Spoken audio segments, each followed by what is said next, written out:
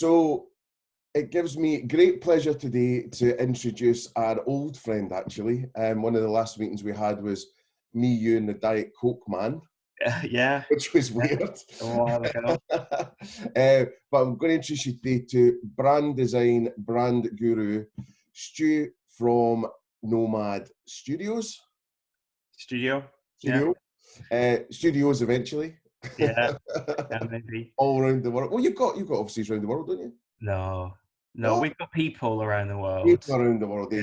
Yeah. And also, just an aside, you've got a second life a bit with Brazil, don't you? Yeah, so yeah, my wife's Brazilian, so Yeah. we have a second life there, which I'd be there right now actually if this wasn't going on. Yeah.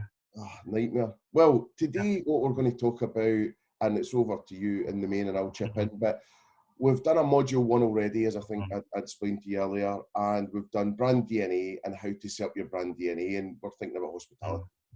And then the next bit is anything you want to say about setting your brand DNA and brand positions, amazing. But then following on from that, how do you actually bring this to life, visualize it, logos, communication, design, Mm. fonts, touch points, because I think there's a lot of brands out there that could really put their foot on the gas and Mm. use this time wisely to really think about, is their brand iconic enough for the future? Yeah. Well, look, this is this is the real magic in branding, right? Translating your strategy to creative. So if we take it a few steps back, I've been teaching at my old university for 15 years. And you see this classic thing of, they've done all their research, they've got all their building blocks in place, these students, then they push that to one side and go off and create a logo that's got nothing to do with all that hard work and all that great content you created. So there is no right and wrong. And I'm sure you touched on this in your past module of however you want to set up your brand DNA, whether it's mission, vision, values, purpose, behaviors, it doesn't really matter as long as it makes sense to you and it's actionable. The trick is then, as I say, and that's where you probably need a bit of skilled help, is translating that visually and verbally. And what we do as an agency and what we've always done is mood boards. Mm. So we start everything with thinking about, if your behavior is around being open or transparent or brave or bold or whatever that word is, what kind of brands, what things operate in that way. Mhm. So we look for, especially looking out of category as well. The danger is you create a mood board of all the cool stuff that are your competitors and you end up looking the same. It's important.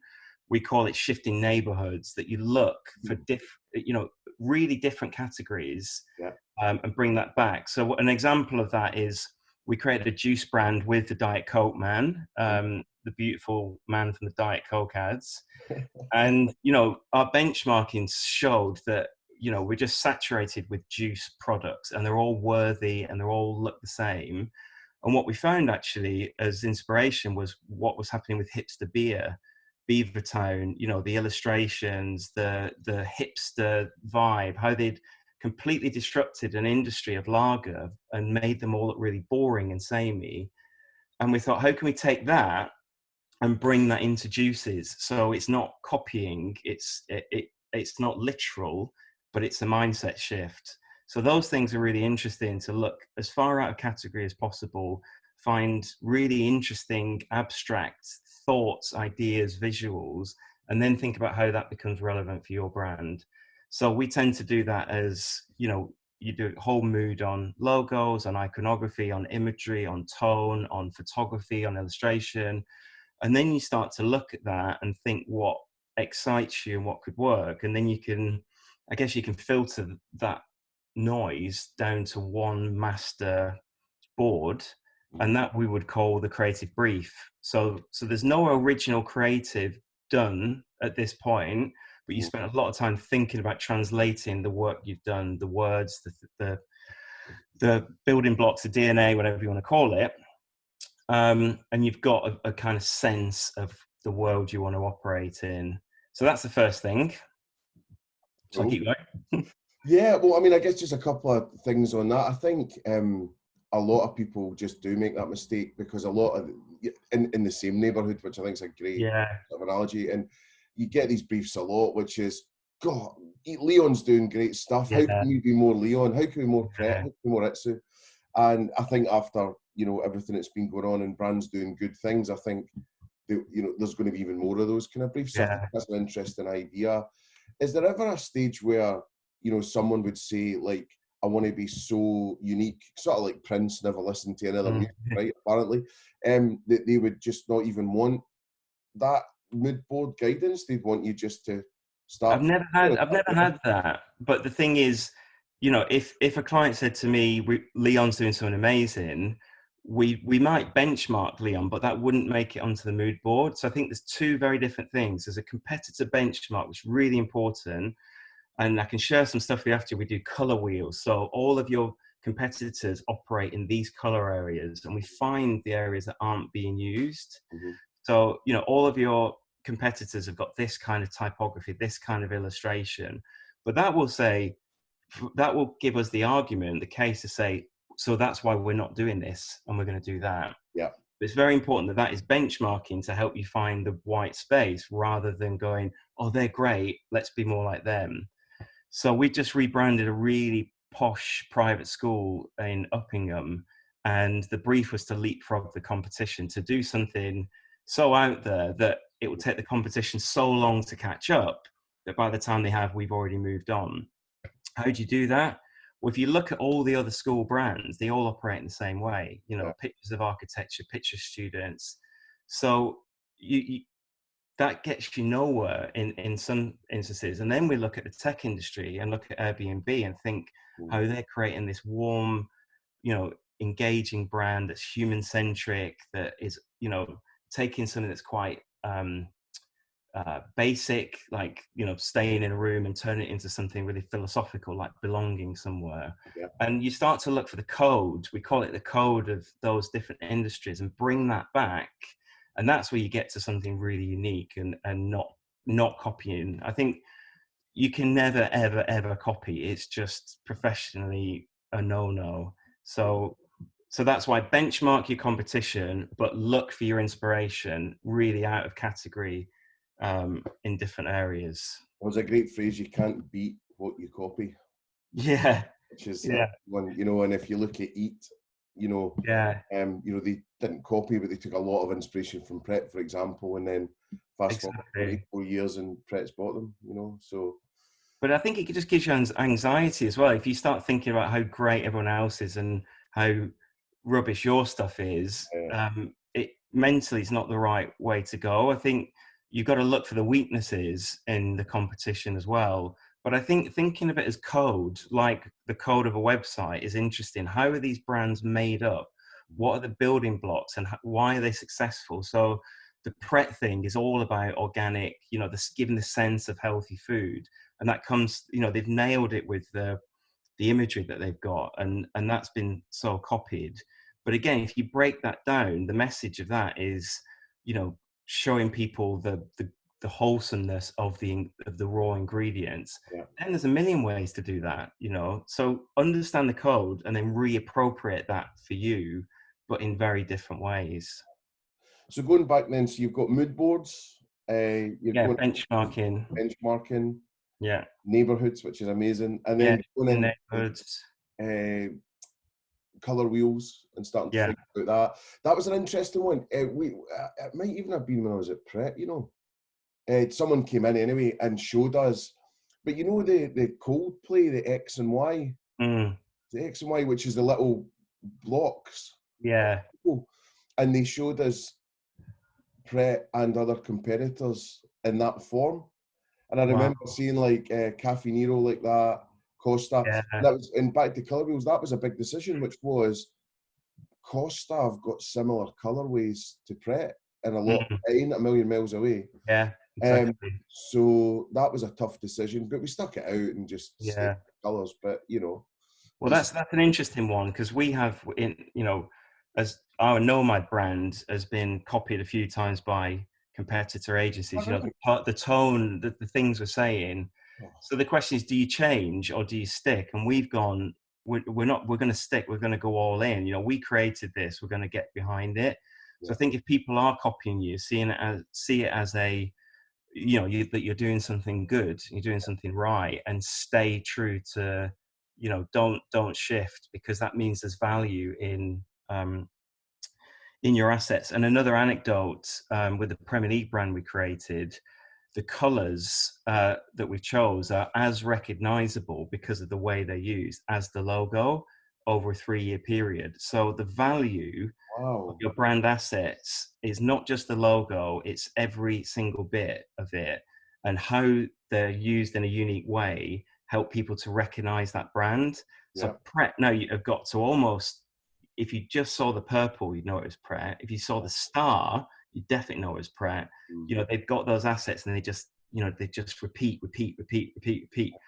So I think keeping it simple, get into the core of what you're about and just hammering that home is essential in these times. Because what we talk about is a shortcut in people's minds. They don't process this in a way of, oh, Yeah, that's a that's good way to think Pret. about it. It happens instinctively in your mind. You know, you get a glance of something as you're walking down the street, you're being overwhelmed with all kinds of information. Your brand needs to just work in that um, uh, work in that split second and help people land it in. Sorry, just let me get my. I'm on a call. Sorry. Sorry. All right. Too many people in the house. Well, Okay. I'm in the same boat. Yeah. So yeah, shortcut in people's minds. You've got a split second, and your brand needs to just really land subconsciously in people's minds, and that's what Pret do probably better than anyone in with such a you know, a few amount of elements. Mm. Shout out to James Cannell, the amazing creative director there. So yeah, he's Yeah, done a very, very, exactly. He's done a great job there. Yeah. and it lives on. I think part of the Pret stuff as well is actually sometimes it's just the lack of noise that draws you in. Mm, You know, the yeah. white space in the posters, and I think the campaigns that use the white effectively are far stronger than the busier ones. Yeah, I think you're absolutely right.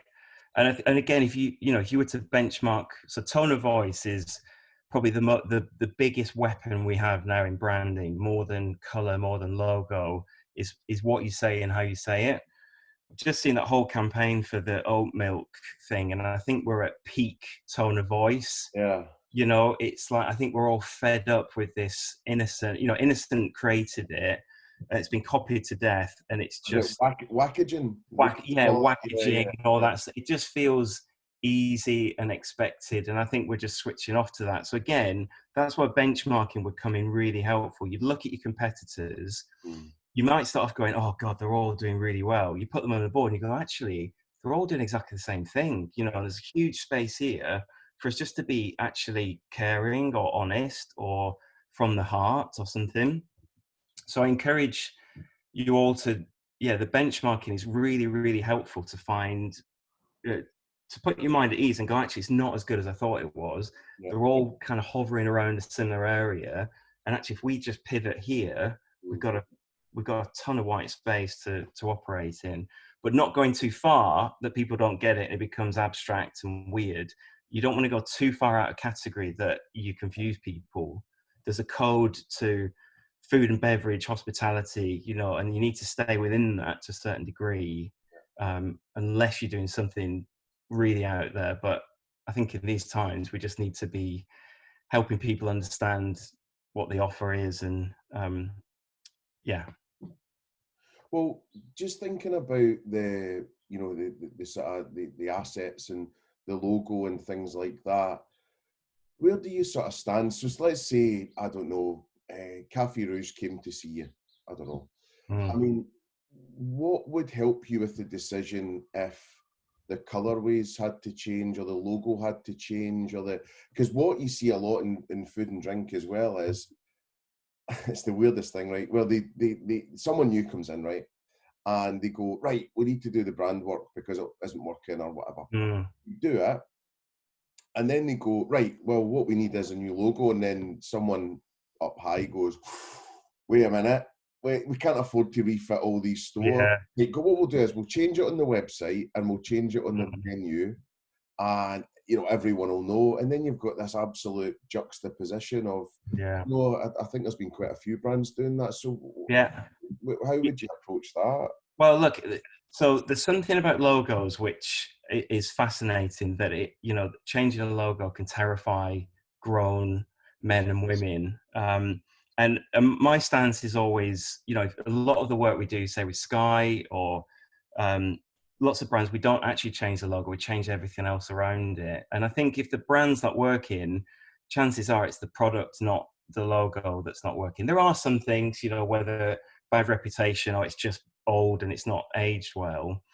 But I think looking at as the brand as a whole and how you can supercharge all the other elements, and I think in these times especially would be a last resort to look at changing a logo. So I think you could transform Cafe Rouge without touching the logo, and I think there's something that around provenance and, you know, authenticity that's just lacking there, that, you know, you'd start to build that in and build stories into it. um, so I think I'd always question whether you need to change the logo. I think we've done brand HMV, we did, where we changed the logo everywhere, but on the stores it was the old one. Half me thinks people don't really care, they don't even notice. The Yeah. other half me thinks it's a bit of a mess, and it's a difficult message. I think when you look at the great rebrands like Airbnb, it's Mm. primarily a digital product, so they can flip the switch overnight, and it's a whole new user experience, and it's phenomenal, and you Yeah. get that massive change in the physical space. It's just simply not worth Yeah. changing a logo on. And we've had that with SSP, you know, with Upper Crust. I think there's 4 different Yeah. logos in operation, and actually they should have just stuck with the original one, but change all the point of sale, the food photography, the quality of the food, the messaging, you know, all of that would have created so much more change than the logo on Yeah. top. And yeah, and I think one of them's vaguely similar to a Pret logo. I think one in Reading. So Yeah, yeah, um, but you know, I think you did some incredible work there, and it's kind of how we met, you know, and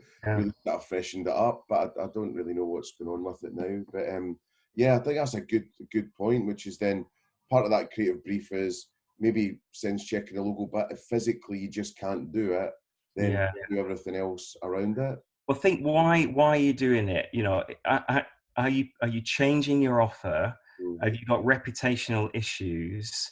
Have you been bought, or is it really dated? And if mm, it isn't any of those, just park it and, you know, change the colors, the type, the tone, the photography, and you will get all the benefits of a rebrand without the pain of mm. changing all your storefronts. So I really think that for the 99% of the brands on the high street, that simply doesn't apply. But there's still so much work to do that can be done um, on your business as usual comms. And where do you stand on? Because sometimes I get a little bit angsty about things that are just font, like, you know, just it's a word mark rather than Mhm. a logo. Do you feel?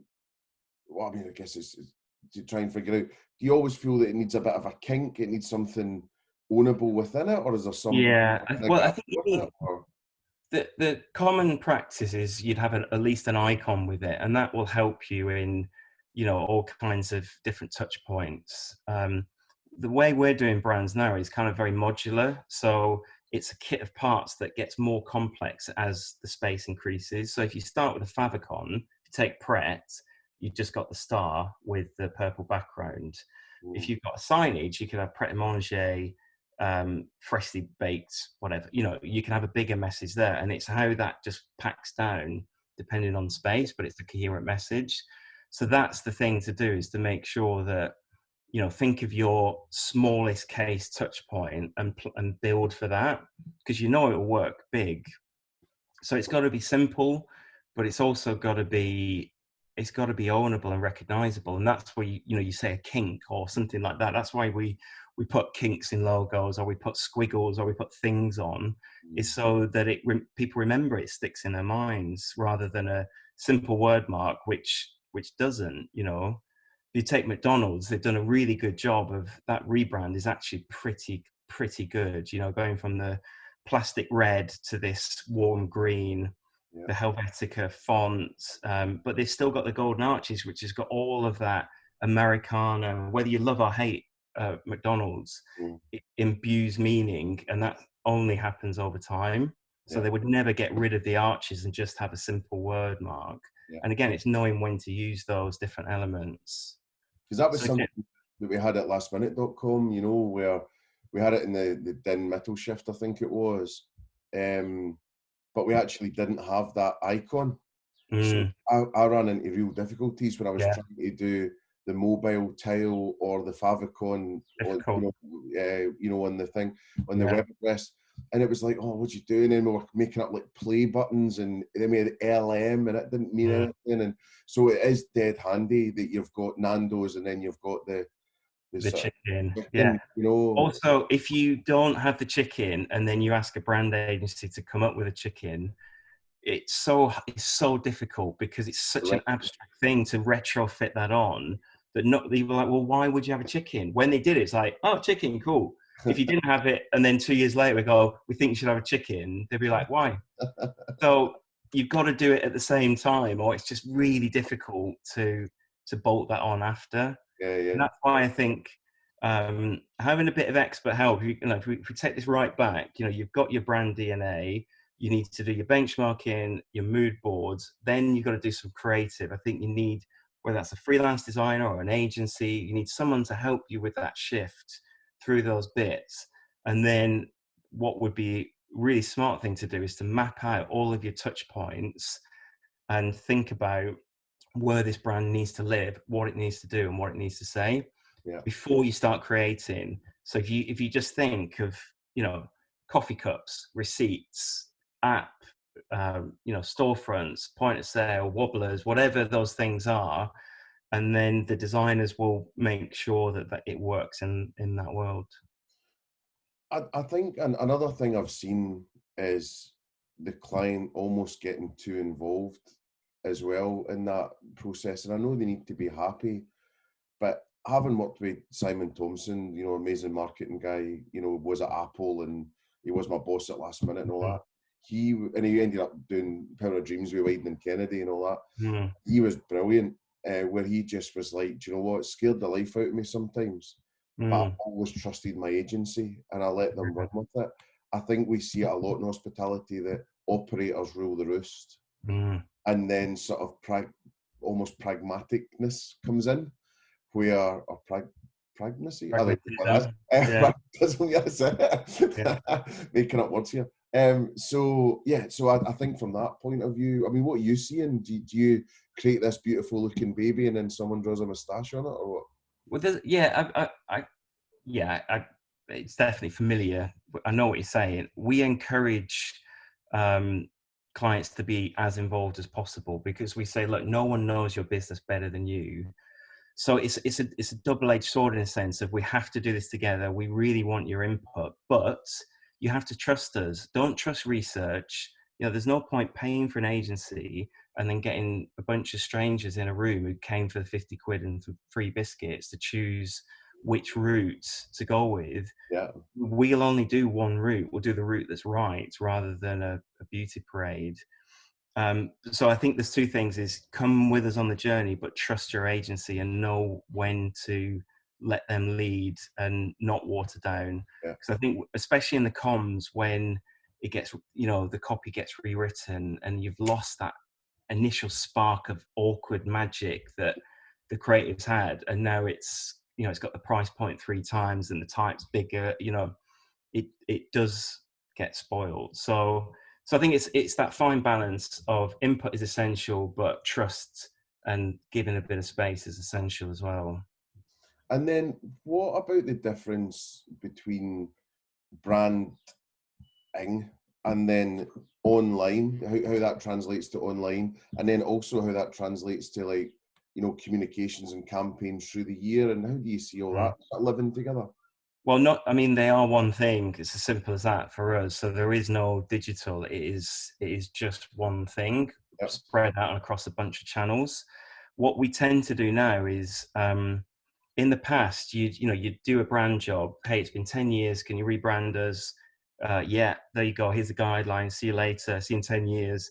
Now, most of our clients we work with every day, we create the brand and then we iterate daily.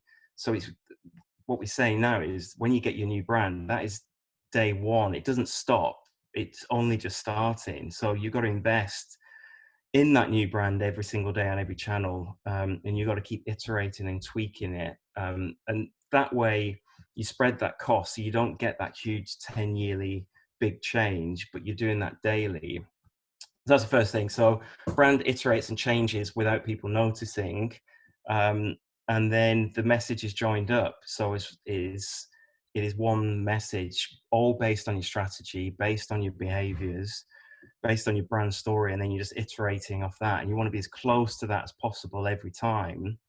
We talk about campaign glue being really important. So the look and feel and the tone of your campaign, whether it's on a poster, a billboard, a skyscraper, whatever, it needs to look and feel the same way. Because again, we're walking past, we're picking up these signals. Sky does this brilliantly. We've been doing it with them for years. That you watch the cinema ad in the cinema and it's like, wow. Then you open the paper and the dirty DM falls out, but it's got the magic sparkle of the cinema ads. It's like, wow. And it's like, buy now, £50. Yeah, great. So so campaign glue. Another trick we have is we talk about heart, head, and hand. So a good campaign should speak to the heart. So something that's just powerful and emotive and resonant and really interesting. So get me engaged before you do anything else. Once I'm engaged, then the next part of the campaign is to talk to my head, give me rational reasons why I should get a satellite dish on my house and pay £100 a month. And then the hand is, I love it, I want it, I need it. Here's a price point that I can't refute. If you get those three things right in the right order, it works really well. So no one likes to do a brand campaign. They think there's no value in it. But if you think of your brand as your heart, is teeing up your really heavy sales message, which is your hand, then you spread that cost around the three. Brilliant. That makes sense. So just in terms of bringing the brand to life then, is there anything else that you think you would do, or is that pretty much the process?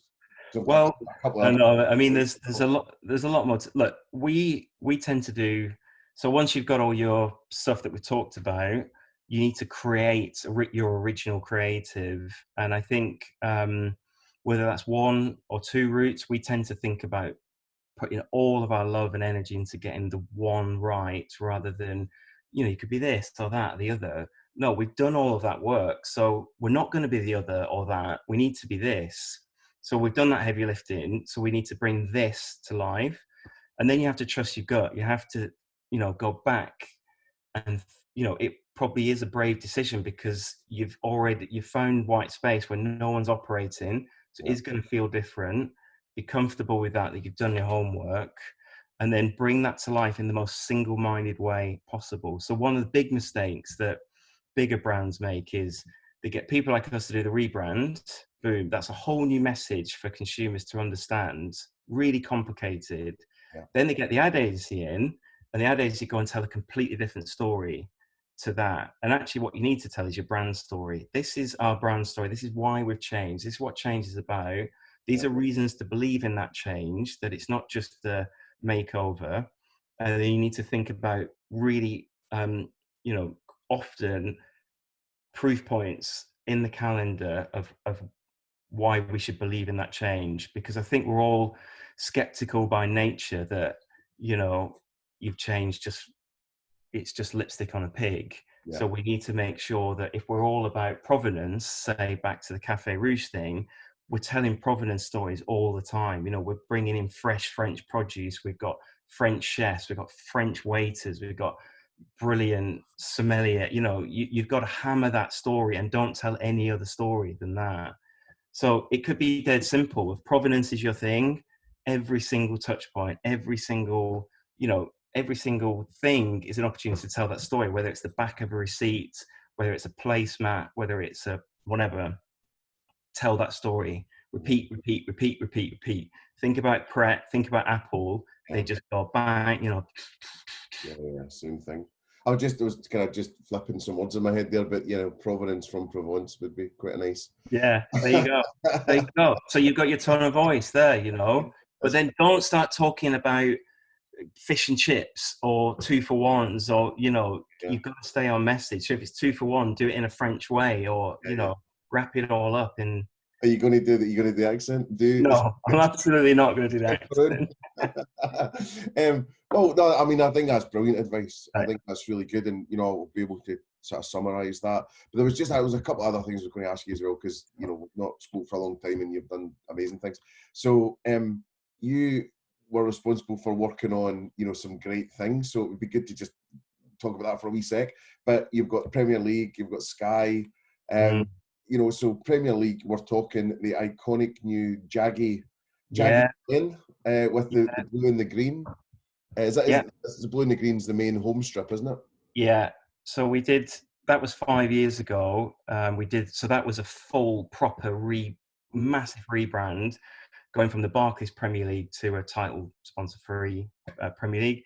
We still work with them every day on things from office design to, we're doing COVID-19 response emails, we're doing tone of voice training, we're doing campaigns, we're doing anti-racism. And that's what I talk about, iterating daily. So the big brand job was done, but it doesn't stop there. It starts. And it's all about relationships. It's all about telling that story, telling your brand story in all those different channels. Same with Sky. I've been working with Sky for 20 years. Took them from a porter cabin startup, flogging dishes, to the entertainment company that is today. Again, it's that daily investment and iteration in the brand, telling complex stories in simple ways. Yeah. We do that for King, the Candy Crush guys. Yeah. We do it with women's football. We've helped take them from an average attendance of 87 to thousands. I think the average attendance has gone up 11,000%. So this stuff works, Yeah. but it's got to be joined up. It's got to be thought through. It's got to be done properly, and it's got to be coherent. Um, yeah, and it's not easy, Oh, unfortunately. just makes me feel good. Like when I'm watching the football, I'm like, I know him, I know that guy. Yeah. But I just, yeah, I mean, it's outstanding. I mean, there's no other word for it. I mean, Thank you. absolutely outstanding. And what about favourite brands? Have you got ones that you're just an absolute fanboy of, or are you a cynical old brand guy that? No, I'm not cynical at all. No, I mean, my favorite brand is probably Elon Musk. So as a person, but I think he is a brand in many ways. I think so many brands are doing a take on something where he's genuinely trying to invent a new future. So whether you love or hate him, or whether it'll work or don't, it isn't going to work. I Yeah, think his mindset and his thought process is incredible. And I just wish the Tesla cars would look less like a car. I just don't know why they have to look so yeah. much like a car. I'm But sort of mixing them up with sort of Jaguar stroke Maserati. but I They're, think they're I not think a million miles away. But I think that goes back to our conversation, is if he made them look like spaceships, no one would buy them. So he's gone out of category, he's shifted neighborhoods, he's done all these things, but he's probably gone, actually, this needs, right now, it needs to look like a car so people can understand it Oh, and yeah. they know what it is. And then you've already seen with the Cybertruck, Mm, where this thing can go. But I think it's really smart, actually, is make it look like a Ford. yeah. People get it. It's all about the tech. And then once we're used to it, we'll take it in a new direction. I think And I that's think that's a good lesson for all of this, is you want to find that white space, yeah, but you don't want to alienate people and be too weird and misunderstood. yeah. It could be an issue. Mm. Um, any other sort of brands you're a bit of a fanboy of? Oh, God, I should have a better answer to this, shouldn't I? I'm the same. I'm like, oh, I don't know.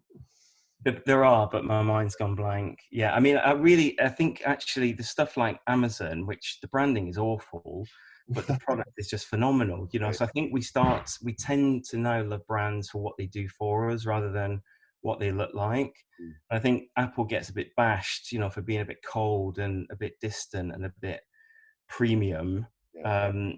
Whereas Amazon is none of that, but it actually makes your life better every day. So I think, you know, in these times, I think brands will be remembered for what we did to help people. And you already see the brands getting bashed for anything that looks like self-promotion. Yeah. So I think it's about being genuine, it's about knowing who you are, and then it's about activating on that in really authentic ways. And authenticity is the key word in this. There's a couple of really good examples, like Brewdog did the hand sanitizer. Yeah, Yeah, all right. But they got not blasted, but they got a few comments going, well, why is it branded up beautifully? yeah, yeah. And I thought that was McDonald's got very slammed done. today. But I can understand. But then, interestingly, when you saw, was it LVMH? When you saw theirs, it just had a dirty, great big white sticker on it with like the, you know, almost debranded, you know, just Right. the text saying what's in it. Yeah. So Yeah. it's kind of quite interesting. There's some great brands doing some great stuff. You know, Leon's doing amazing. See, Yeah. some guy. So there's a pub company called Yummy Pubs, right? And he's been on LinkedIn and all that last couple of days. One of the guys, Tim, he's self-isolating with another member of staff away from his family Wow. to, you know, they've closed the pub up, but they're doing, I think they might be doing some kind of takeaway and delivery, but they're Yeah. also, you know, giving out hand sanitizer, and you're just thinking, Yeah. these people are heroes. I mean, I know obviously, it's But not. that would do more for your brand. Like the Weatherspoon guys come out and basically throwing all this stuff under the bus. Yeah, If you know, I would never go in the places anyway, but I think that would be a genuine reason for people not to go there when this is over. So I think do the hard work now, make the sacrifice, and you'll be remembered for it. But it has to be genuine. yeah, definitely. And then last question. Oh, one other thing. Your other half is a amazing brand person as well. Mm, she Um, is. so just to say thank you to her for the amazing brand job on the National. Yeah, yeah. Oh my God. I'm just completely in love with that. And again, when I see that, I'm like, I know someone that knows her. It's just, you Yeah, know, like if anyone's seen the Nationals album, it was even called that one, that album. Can't remember. One with the house on the front anyway. But yeah, just that striking blue and white yeah. is, oh my God. I mean, just. Yeah, she's the real talent in the house. I'm just making it up as I go along. And then very last question. What does your poster say behind you? Oh, Wim Crowell. It's a very famous Dutch designer who died recently, Oh, Wim right. Crowell. So a friend of ours designed it in honor of him. Very Yeah, good. Good yeah. stuff. All right. Well, what's on for the rest of the week then? What? Sorry. What's on for the rest of the week? Calls and so we're spending a lot of time on our brand Yeah, getting ready to go out with a new message when this is over. So new good. website, new case studies, new message. So really encourage everyone to start thinking about what's your content, what's your story, what new stuff have you got to tell people, because there's going to be, you know, a mass desire to socialize and eat and drink and celebrate, and you know, what's that story looking like? Yeah, nice. Stu, thanks so much for Yeah, taking the time. And yeah, I'll let you get back to your day. And yeah, we've got this up next couple of days, and I'm sure it will help hundreds of people, if not thousands. So thanks for giving great. us the time to It's a do it. pleasure. Yeah, Absolute go and pleasure. see Stu if Great you to chat to you, Mark. say again. Always a pleasure. Great to chat to you. Always a Yeah, pleasure. it's been a while. Yeah, It's been a while. I'm yeah, glad we're matching in the black and yeah. the sticks and the Exactly. beards. Exactly. All right. Take it easy, Great. All friend. the best. Stay well. Bye. See ya. Bye. Bye.